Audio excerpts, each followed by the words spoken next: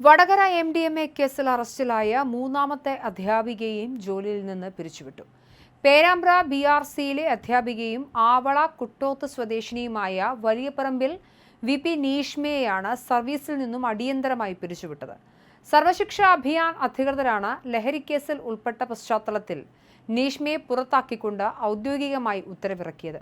ഇതോടെ ലഹരി വിൽപ്പനയിൽ പങ്കാളികളായ പേരാമ്പ്ര BRCയിലെ സ്പെഷ്യലിസ്റ്റ് അധ്യാപിക കീർത്തന, ചെറുവാളൂർ സ്കൂളിലെ അധ്യാപിക കാവ്യ എന്നിവർക്ക് പുറമെ മൂന്നാമത്തെ അധ്യാപികയായി നീഷ്മയെയും സർക്കാർ സർവീസിൽ നിന്നും പുറത്താക്കിയിരിക്കുകയാണ്. അതിനിടെ കേസിൽ നിർണായകമായ മറ്റൊരു വിവരവും പുറത്തുവന്നു. അറസ്റ്റിലായ അധ്യാപികമാരും പ്രധാന ലഹരി ശൃംഖലയും തമ്മിൽ ബന്ധിപ്പിക്കുന്നതിൽ ഇടനിലക്കാരായി പ്രവർത്തിച്ച ഇരിട്ടി സ്വദേശിയായ യുവാവിനെ പ്രത്യേക അന്വേഷണ സംഘം കസ്റ്റഡിയിലെടുത്തു. ഫുഡ് ഡെലിവറി ബോയായി ജോലി ചെയ്തു വരുന്ന ജിജിൻ കുര്യാക്കോസ് എന്നയാളാണ് പിടിയിലായത്. കസ്റ്റഡിയിലുള്ള ജിജിൻ കുര്യാക്കോസിനെ പോലീസ് സംഘം നിലവിൽ വിശദമായി ചോദ്യം ചെയ്തു വരികയാണ്. കച്ചവടക്കാരും വാങ്ങലുകാരും തമ്മിൽ ലഹരിമരുന്ന് കൈമാറുന്നതിലും സാമ്പത്തിക കാര്യങ്ങൾ ഏകോപിപ്പിക്കുന്നതിലും ഇയാൾ നിർണായക പങ്ക് വഹിച്ചിരുന്നതായാണ് സൂചന.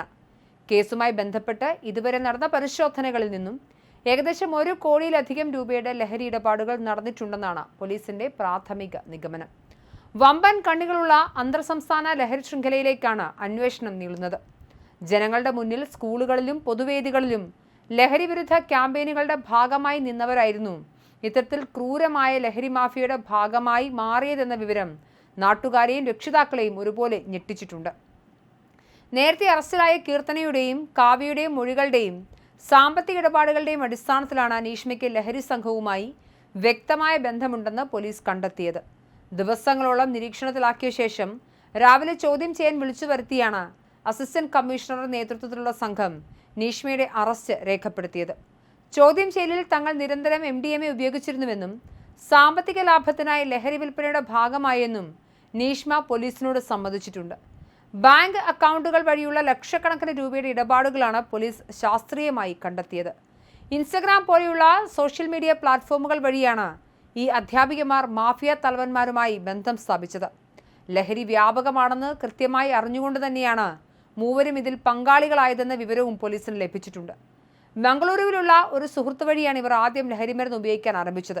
പിന്നീട് ഇതിന്റെ കടുത്ത അടിമകളായി മാറിയതോടെ കൂടുതൽ പണം കണ്ടെത്താനായി വിൽപ്പനക്കാരാവുകയായിരുന്നു. അധ്യാപികമാർ ആയതിനാൽ പോലീസിന് പെട്ടെന്ന് സംശയം തോന്നില്ല എന്ന കാര്യം ലഹരി മാഫിയ പരമാവധി മുതലെടുക്കുകയായിരുന്നു. ആവശ്യക്കാരുമായി നേരിട്ട് ബന്ധപ്പെടാതെ ബാങ്ക് അക്കൗണ്ടുകൾ വഴി ഡിജിറ്റലായി പണം കൈപ്പറ്റിയ ശേഷമാണ് ഇവർ ലഹരി കൈമാറിയത്. പണം അക്കൗണ്ടിലെത്തിയ വിവരം സ്ഥിരീകരിച്ചാൽ മാത്രം ഉപഭോക്താക്കൾക്ക് ലൊക്കേഷൻ അയച്ചു കൊടുക്കുകയും തുടർന്ന് ഏജന്റുമാർ ലഹരി എത്തിച്ചു നൽകുകയുമായിരുന്നു ഇവരുടെ രീതി. കേസിൽ പിടിയിലായവർക്ക് പുറമെ ഇനിയും കൂടുതൽ ആളുകൾ ഉൾപ്പെട്ടിട്ടുണ്ടെന്നും അവരെല്ലാം പോലീസിന്റെ കർശന നിരീക്ഷണത്തിലാണെന്നും അന്വേഷണ ഉദ്യോഗസ്ഥർ വ്യക്തമാക്കി.